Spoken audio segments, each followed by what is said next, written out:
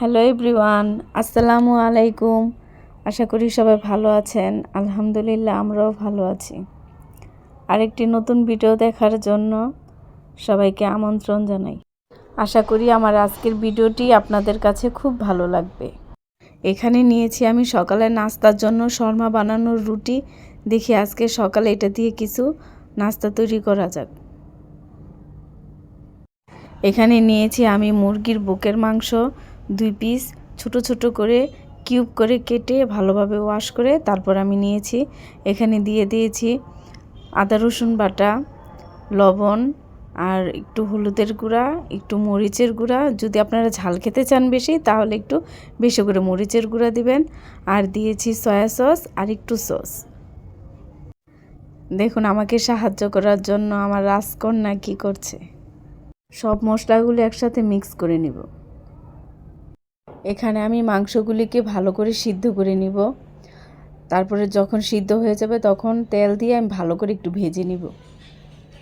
রুটিগুলি যেহেতু প্রসেস করা সেই কারণে আমি একটু হালকা রুটিগুলোকে একটু ভেজে নিচ্ছি।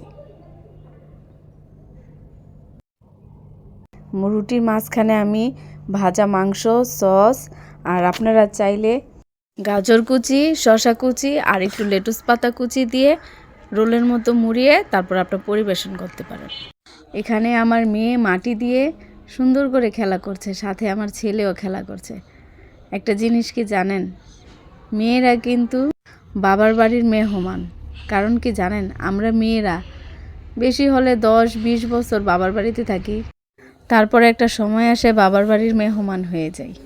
বিয়ের পরে যখন বাবার বাড়িতে যাই তখন নিজের হাতে কিছু নিয়ে খেতেও কিন্তু লজ্জা লাগে। আর বাবার বাড়িতে যখন ভাইয়েরা বিয়ে করে তখন আর বাবার বাড়িটা তত বেশি আপন থাকে না, কারণ তাদেরও কিন্তু একটা সংসার হয়ে যায়। এরকম একটা সময় আসে, বছর পার হয়ে গেল বাবার বাড়িতে যাওয়া হয় না। তাই প্রতিটা বাবা মার উচিত কি জানেন, মেয়েদেরকে যখন বিয়ে দেয় মানে অনেক ধুমধাম করে বিয়ে না দিয়ে মিডিয়ামভাবে বিয়ের আয়োজন করে মেয়েকে অনেক ফার্নিচার দেওয়াটা উচিত। কারণ বিয়ের পরে শ্বশুরবাড়ি যেয়ে যাতে কারোটা ব্যবহার করতে না হয়। যাই হোক, এখানে আমরা একটা দাওয়াতে গিয়েছিলাম। সব মিলিয়ে খাবারগুলি অসাধারণ ছিল। সব থেকে ভালো ছিল পোলাওটা, আর হচ্ছে কাবাব, আর হচ্ছে ফ্রাই। পাশেই আছে কিন্তু আমার মেয়ে আর ছেলে, ওদেরকে আবার ওর বাবা সুন্দর করে খাওয়াচ্ছে। এখানে আবার খাওয়া দাওয়া শেষ করে আমরা আবার একটু উপরে উঠে এসেছি। এখানে ওদেরকে নিয়ে একটু খেলাধুলা করছি, ওর বাবা খাচ্ছে। যেহেতু বাচ্চা দুটো ছোট ছোট, আগে ওদেরকে সুন্দর করে খাইয়ে তারপর ওর বাবা খায়। এখানে দেখি আবার বর এসে পড়েছে, বরের গাড়ি আবার দেখলাম। তারপরে ওপর আবার বরকে আটকানো হয়েছে গেটের মধ্যে টাকার জন্য।